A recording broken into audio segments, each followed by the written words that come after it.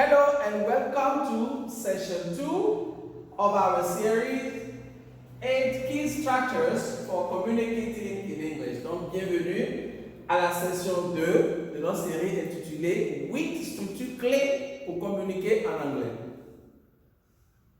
Alors nous allons faire un petit rappel. Pour ceux qui ont suivi la session 1 de cette série, nous avons expliqué que c'est nécessaire pour pouvoir communiquer en anglais de pouvoir maîtriser la grammaire, le vocabulaire, d'enrichir son vocabulaire. D'accord? Nous avons aussi expliqué qu'il faut étudier la prononciation et pratiquer la prononciation. Mais ça ne suffit pas. Il faut passer par des activités, il faut s'essayer, il faut pratiquer les activités comme les dialogues, d'accord, le storytelling, les discussions, d'accord, les exposés, oral presentations, les débats et autres. Donc, il faut pratiquer. Alors, parlant de la grammaire, nous avons dit qu'il faut étudier la grammaire, d'accord, de façon cohérente. Il faut étudier la grammaire de façon cohérente. C'est-à-dire, vous ne devez pas étudier seulement les notions pêle-mêle, mais il faut aussi chercher à comprendre le lien qu'il y a entre toutes ces notions. C'est ça qui fait que beaucoup connaissent des notions de grammaire, mais quand ils veulent s'exprimer, ils n'arrivent pas. Ils ne savent pas par où commencer. Ils ne savent pas par où finir. So you don't know how to start and how to end. So a lot of people have studied English for 7 years, but they cannot even make a simple and correct sentence in English because they studied the grammatical notions in isolation, okay, and they do not learn the notion in a coherent way, okay? That is why, raison pour laquelle nous avons décidé de vous aider à étudier la grammaire de façon plus cohérente à travers 8 structures. 8 key structures. And last time, we talked about the first structure. Nous avons parlé de la première structure, subject and predicator. C'est-à-dire le sujet, subject, et predicator. Le subject, nous avons dit que la structure habituelle du sujet, c'est le groupe nominal, the noun phrase. Let me write it here. Noun phrase. OK? Et nous avons donné des détails. Nous avons parlé du groupe verbal predicator, okay, verb phrase, and we said, nous avons dit qu'il y a là-dedans l'auxiliaire et le verbe principal, main verb. Ok? Nous avons précisé qu'aujourd'hui, nous allons étudier les auxiliaires. Parce que la connaissance des auxiliaires va vous permettre de maîtriser le groupe verbal. Alors, avant de continuer, est-ce que par exemple, vous pouvez me donner la liste des auxiliaires en anglais? Ceux qui peuvent donner la liste, bravo. Nous allons parcourir aujourd'hui les auxiliaires de temps. Tenses auxiliaries.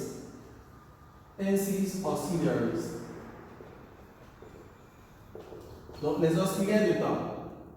Les modals, c'est-à-dire les auxiliaires de modalité, seront étudiés à une autre séance. Tenses auxiliaries. So today we want to focus on tenses auxiliaries. Good? All right.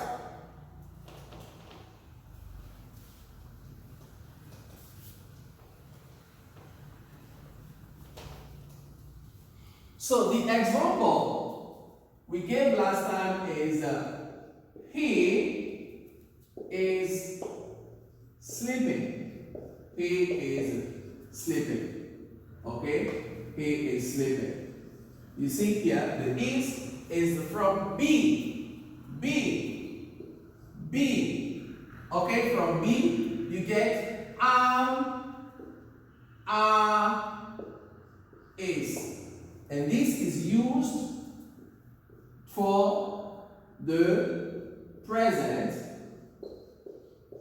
continuous tense.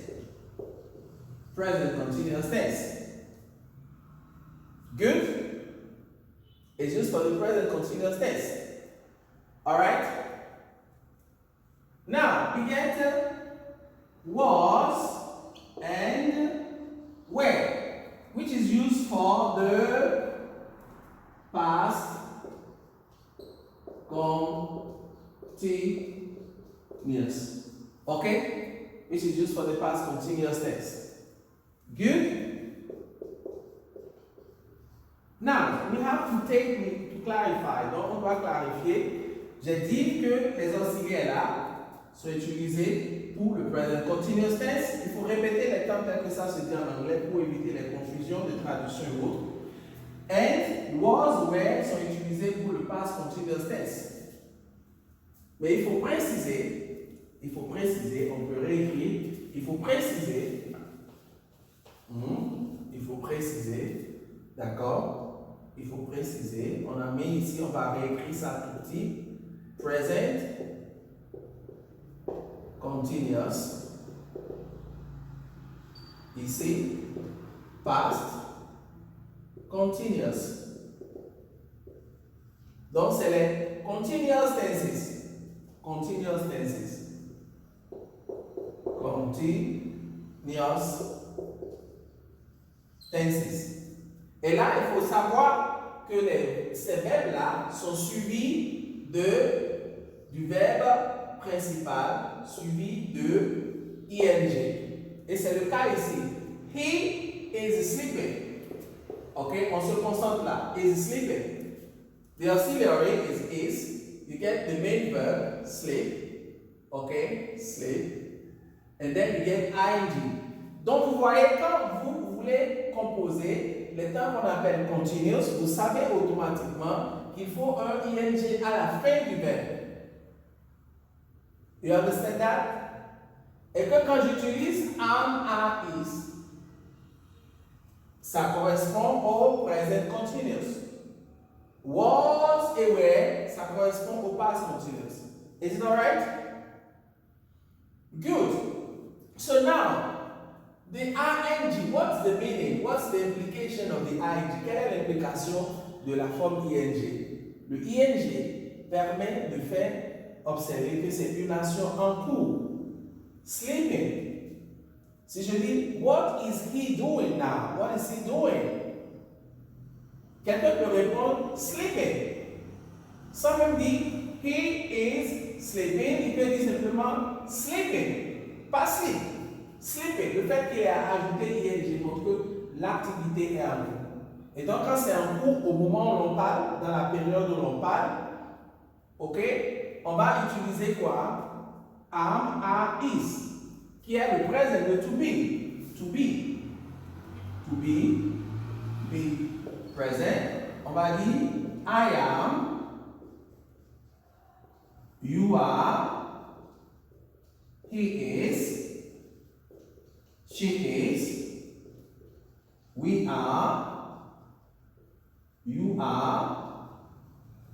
They are. Et c'est possible d'ajouter it. It is. Le it étant pour toute autre chose, autre que les personnes. Ok? Pour les animaux, les objets, tout ça, on peut utiliser it. You see that? Donc c'est ça qu'on a résumé là. Am, are, is. To be. Et le même be, ok? Le même be au past, d'accord? Ici, present. Be in the past. Donc, I was. Okay? You were. He was.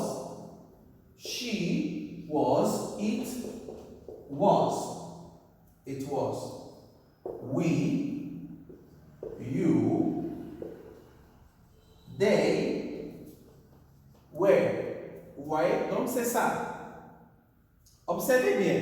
Look at it well. Look at the board well.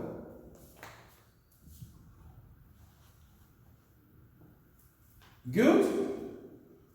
So that is.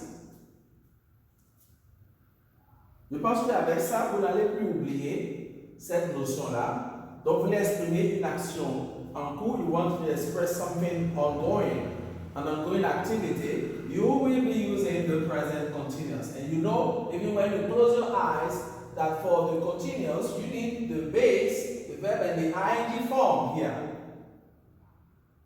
And then, if you're talking about something ongoing at the moment, you will be using this. If you're talking of something ongoing in a period of the past, you'll be using that.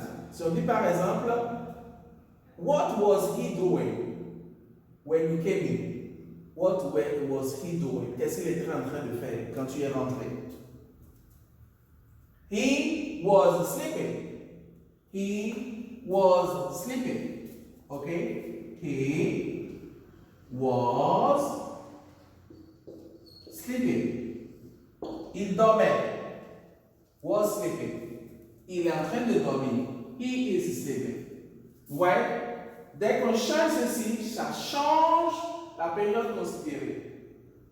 Good? So you see the importance of grammar? Ouais, l'importance de la grammaire maintenant. Donc c'est ça. Good? On ne va pas se concentrer pour les continuous tenses. Il y a d'autres détails qu'on peut donner. On va se concentrer sur les formes les plus simples que tout le monde doit connaître. OK? Qui sont vraiment les plus utilisées. Good? Comme c'est une vidéo, vous pouvez reprendre plusieurs fois pour mieux comprendre. Alright? Good. So, can I get the ball? Alright, thank you.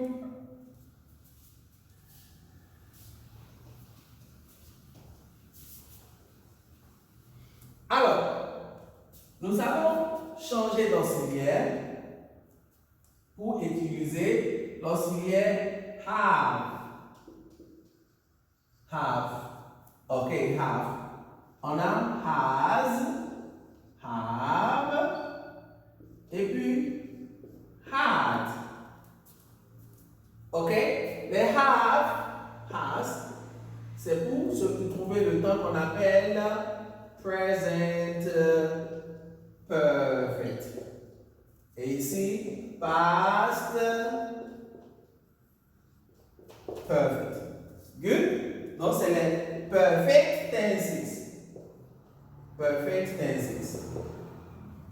Les perfect tenses, donc, vous avez besoin de la forme de have. C'est une forme spéciale pour pouvoir faire le bilan. OK? I want to see your brother. I want to see your brother. Je veux voir ton frère. And then he has slept. He has slept. Ça veut dire qu'il dort déjà. On peut constater. Si la personne va dans sa chambre ou bien là où il est, il peut constater qu'il s'est déjà endormi. He has slept. OK? He has slept. C'est pour pouvoir présenter le fait, l'action comme étant déjà accomplie. C'est vrai que c'est en cours, mais le sommeil l'a déjà pris. He has slept.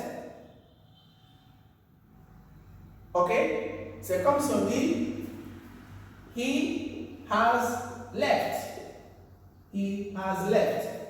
Ceci, c'est une forme spéciale du verbe qu'on appelle leave. He has left. Donc, il est parti. Il a quitté déjà. He has left. OK? You get has plus the past participle of the verb. Alors, nous allons faire un crochet. Nous allons faire un crochet. On revient en arrière. OK? On va prendre deux verbes. To open. D'accord? To open.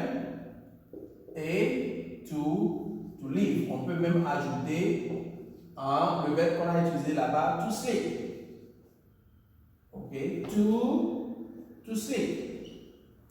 Alors, ici, vous allez constater qu'avec have, has, have et had, la forme du verbe qui suit, c'est le participe passé, past participle, past participle form. Donc c'est la forme participiale qui suit. Et donc quand on prend to open, le participe passé c'est opened. Il y a un D qu'on ajoute.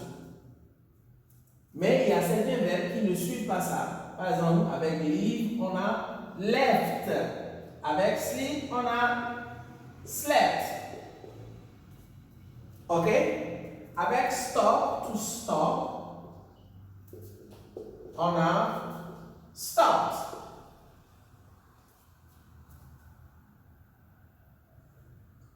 Vous voyez? Donc c'est ça. La forme participiale qu'on ajoute.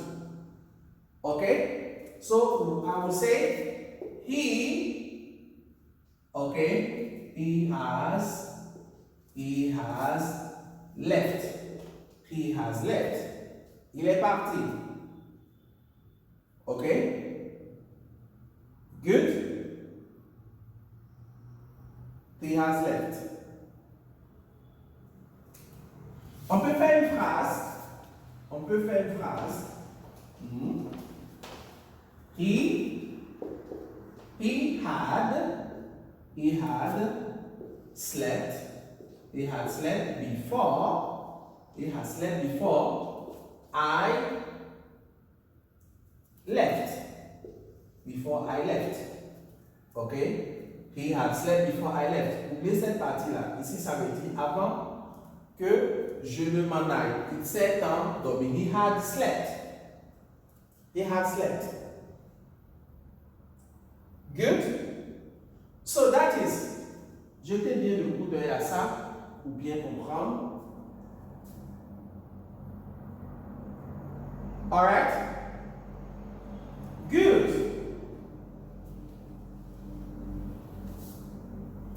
Alors, nous allons effacer un peu le tableau peut-être, mais nous allons ajouter peut-être ceci, do, le prochain auxiliaire do, que vous connaissez bien. On a do, does, et puis did. Do, does pour le present simple et le did pour le past simple tense. Le past simple tense. Good. Généralement, c'est des formes qui sont utilisées, on va dire que c'est les simple tenses. Les simple tenses, ça fait partie le past simple tense, le present simple tense, fait partie des simple tenses. Alors, quelle est la nuance qu'il faut apporter avec do, does? D'accord? On dit par exemple, he does not sleep. He does not sleep. Okay? He does not sleep. Does he sleep? Okay? He did not sleep. He did not sleep. Did he sleep? Observez bien. OK? Alors, nous allons réécrire ça ici. OK? Nous allons réécrire ça ici.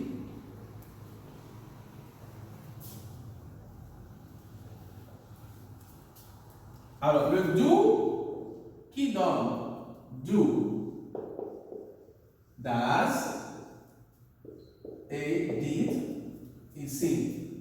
Present pour avoir le present simple tense. Et ici pour avoir le past simple tense. C'est généralement utilisé pour des formes négatives et interrogatives. Negative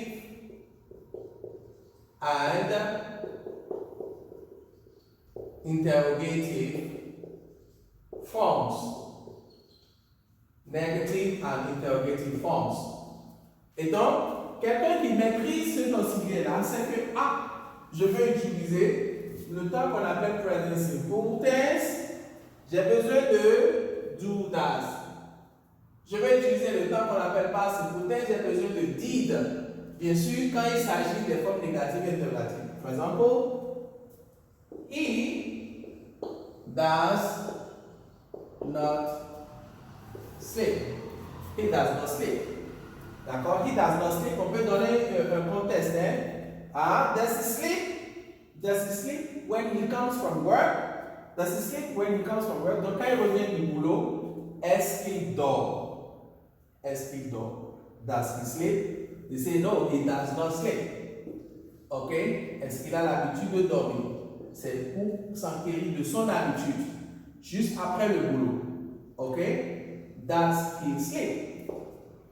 Does he sleep? Le fait qu'on ait utilisé le present simple tense veut dire que quoi? On est en train de faire référence à son habitude. Does he sleep? Est-ce qu'il a l'habitude de dormir? Est-ce qu'il dort? He does not sleep. Donc c'est différent du present continuous où on parle d'une activité en cours. Ici, la personne peut ne pas être en train de dormir et on parle de son habitude. Ok? So does he sleep? Si c'est à la forme affirmative, on va dire he sleeps. He sleeps. Si c'est plusieurs personnes, they sleep. They sleep. Donc, on peut dire ici,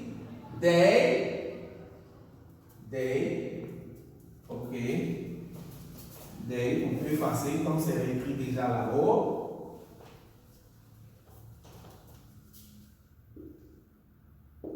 They do not sleep. They do not sleep. Do they sleep? Do they sleep after work? Do they sleep after work? Pour être efficace, quand on finit le boulot, il faut bien se reposer, il faut bien dormir. Il ne faut pas prendre son temps pour d'autres activités qui vont vous fatiguer davantage et que le lendemain vous soyez fatigué. Donc vous allez accumuler la fatigue. Ok? So, they do not sleep. Do they sleep? Donc avec ça, si c'est la forme affirmative, on va dire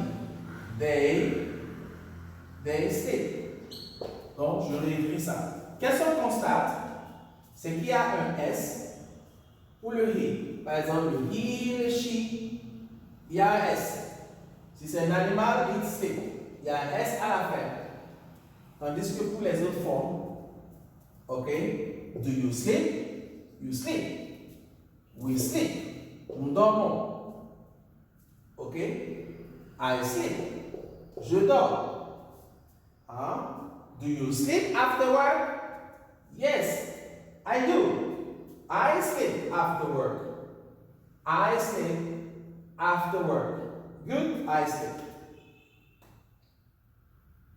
Vous voyez donc, la compréhension de cet auxiliaire permet de savoir que do et does sont utilisés pour le present simple tense et c'est le temps qui est utilisé pour parler des habitudes.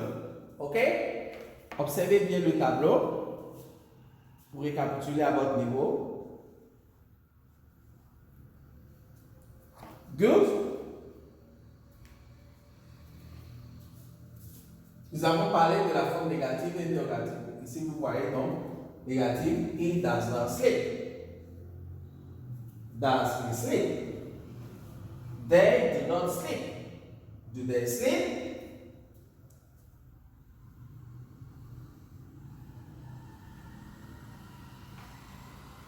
Good? Alors, donc, quand vous avez un professeur qui vous aide à faire le tableau de conjugaison des verbes, ne pensez pas que c'est une perte de temps. Mais je rappelle que ce cours, c'est pour comprendre la grammaire de façon cohérente et donc vous devez pratiquer les dialogues des conversations, d'accord, de l'interview, hein, trouver des gens avec qui échanger, faire des exposés, raconter des histoires, discuter. Vous devez vous jeter à l'eau. Tout ça va vous permettre d'intégrer tous ces éléments-là. Alright? Good.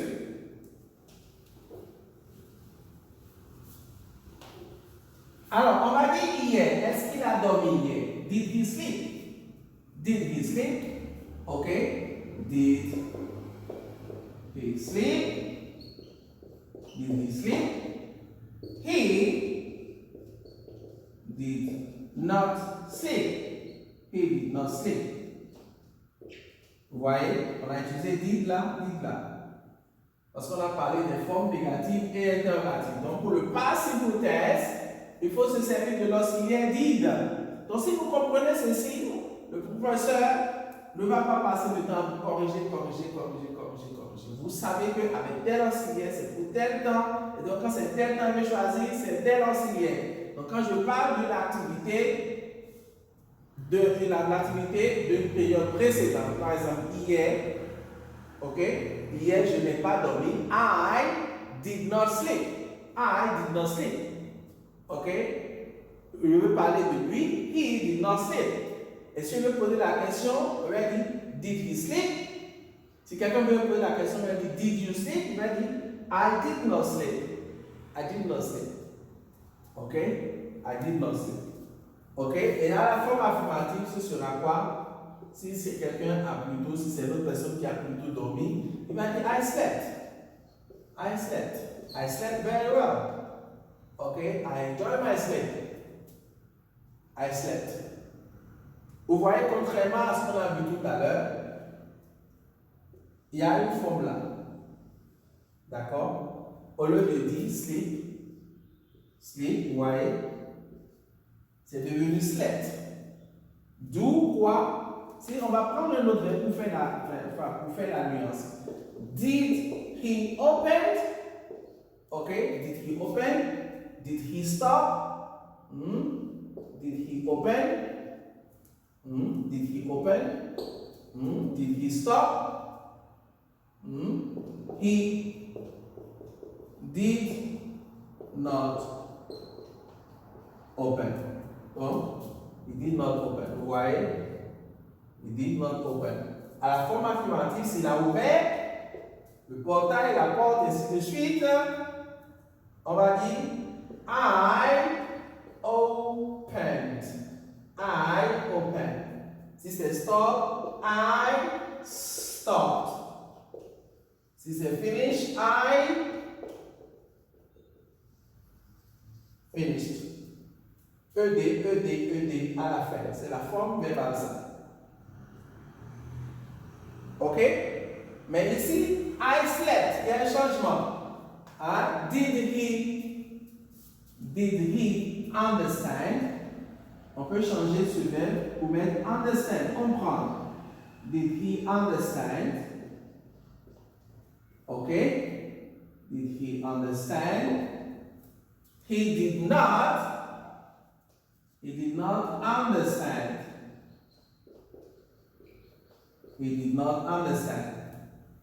Okay? He did not understand. I understood. Vous voyez? Ici, understood, tandis que là, understand. Tout à l'heure, on a utilisé did he sleep? He did not sleep. Et on a dit I slept. Alors, le constat c'est quoi? On a un ED ici à la forme affirmative, ED, tandis que là, on voit que le verbe change carrément de forme. D'accord? C'est là où on parle de verbes irréguliers, c'est-à-dire les verbes qui changent de forme, qui ne respectent pas la règle de, on ajoute ED. Good?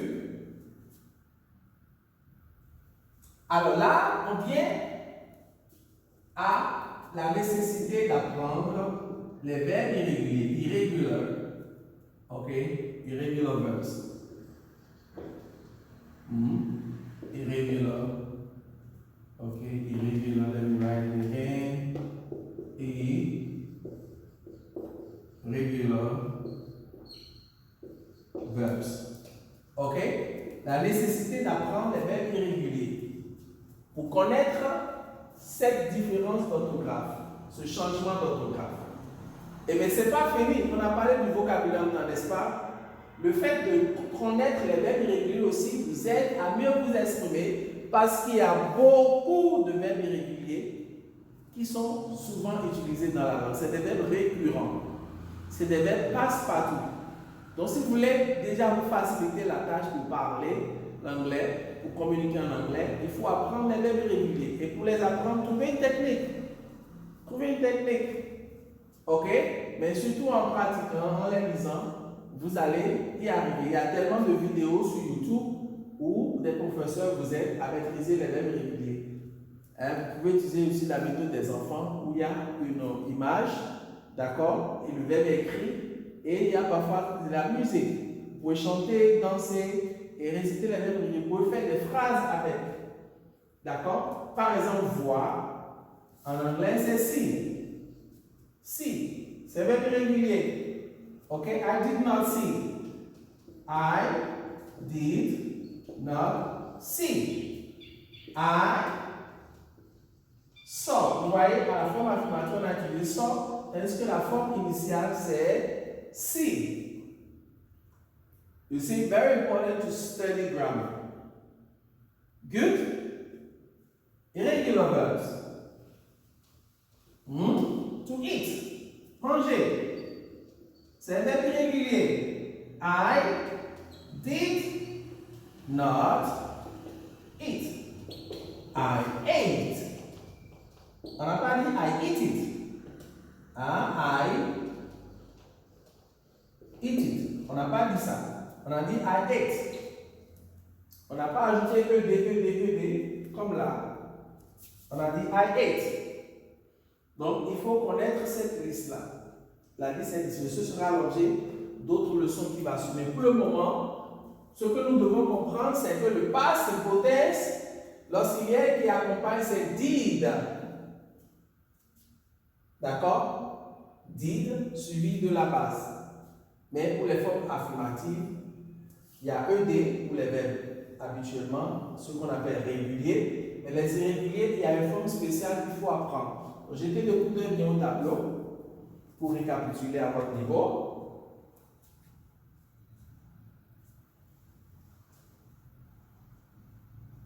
Very good.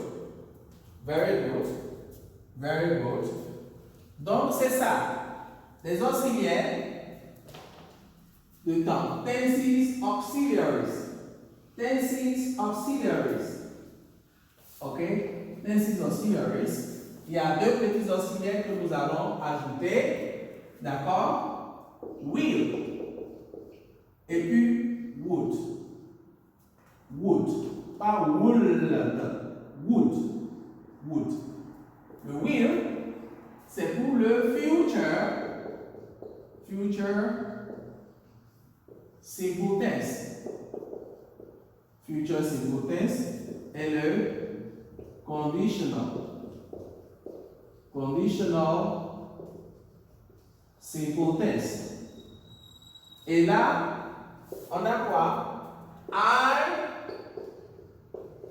will sleep. I will sleep. Donc, il y a le will suivi de la base. I would sleep. Il y a le would suivi de la base du verbe. OK? Les formes négatives.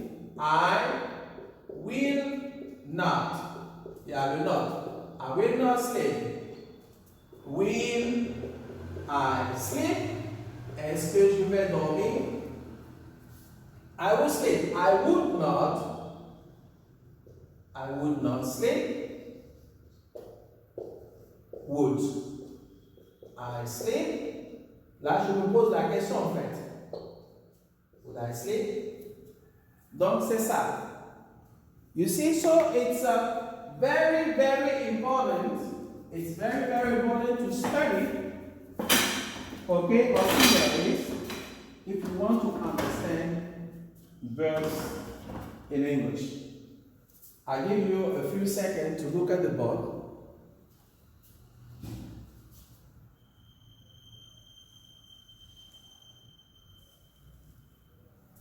Okay, so we said that these are tenses auxiliaries. Do, does, did for simple tenses, present simple tense, past simple tense. Am, is, are, was, were for continuous tenses, present continuous tense, past continuous tense. Have, has, had for perfect tenses, present perfect, past perfect. Okay? Will for the future tenses, future simple. Would for conditional tenses, conditional simple.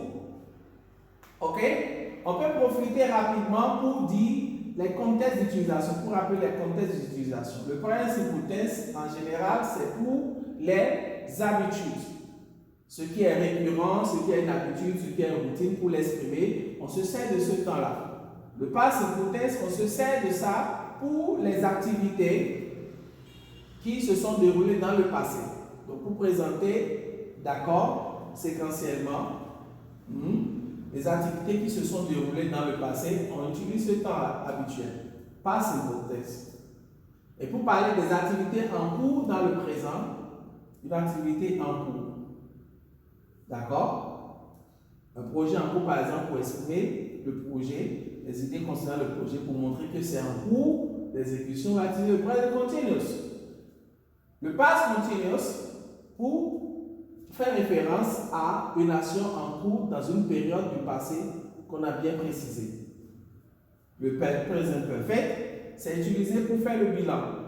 Pour dire par exemple la durée qu'on a passée à exécuter quelque chose. Ok, we have worked for 30 minutes. We have worked. He has slept for 1 hour. Ok, had c'est pour le past perfect. Généralement, ça se combine, le past perfect se combine avec le past simple tense pour faire la nuance, pour préciser quelle action a précédé telle autre. Le will, vous savez ça déjà, c'est pour accompagner l'expression des temps, des actions du futur. Et le conditionnel, pour exprimer l'idée du conditionnel. Alright? So, as you can see, it is very important to know the English auxiliaries. At another session, la séance qui va suivre,